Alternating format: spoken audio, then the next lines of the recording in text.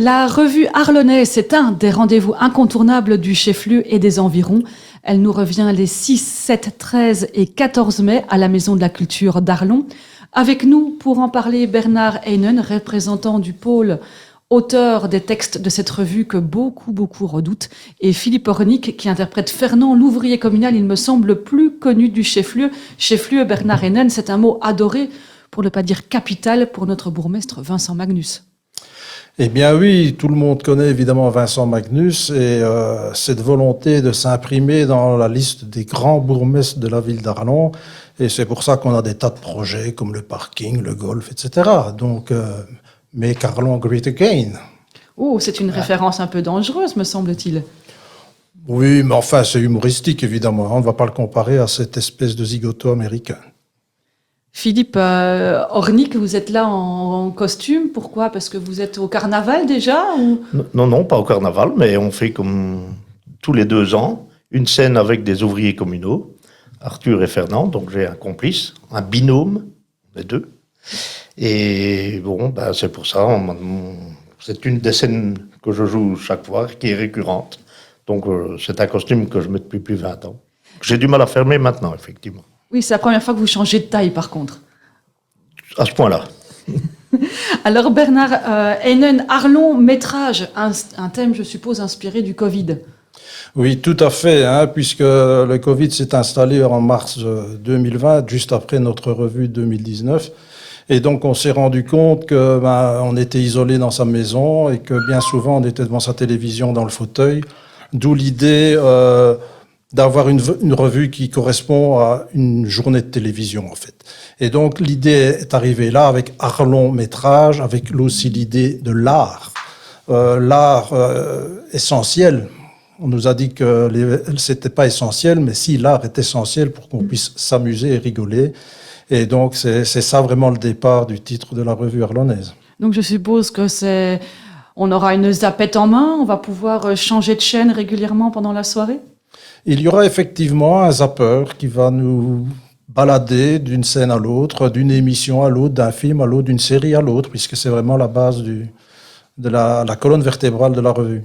Il y a une série qui est diffusée depuis, à mon avis, que je suis toute petite, qui doit être à son 3 millionième exemplaire, Les Feux de l'amour. Moi, je me dis qu'avec Les Feux de l'amour, c'est pas possible de passer à côté d'un feuilleton pareil si on fait Arlon Métrage.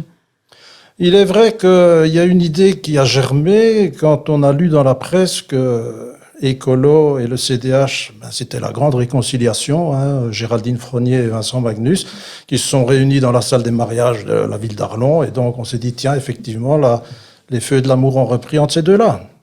Alors, qui sont les plus visés pour cette édition, Philippe Ornick?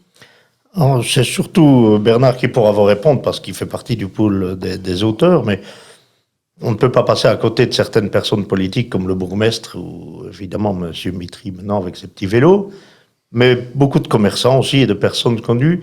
Et je peux dire une chose, c'est que les auteurs se sont basés sur tous des faits qui avaient été publiés ou par les médias. Donc on n'invente rien et tout ce qui n'est pas public, nous n'en parlons pas.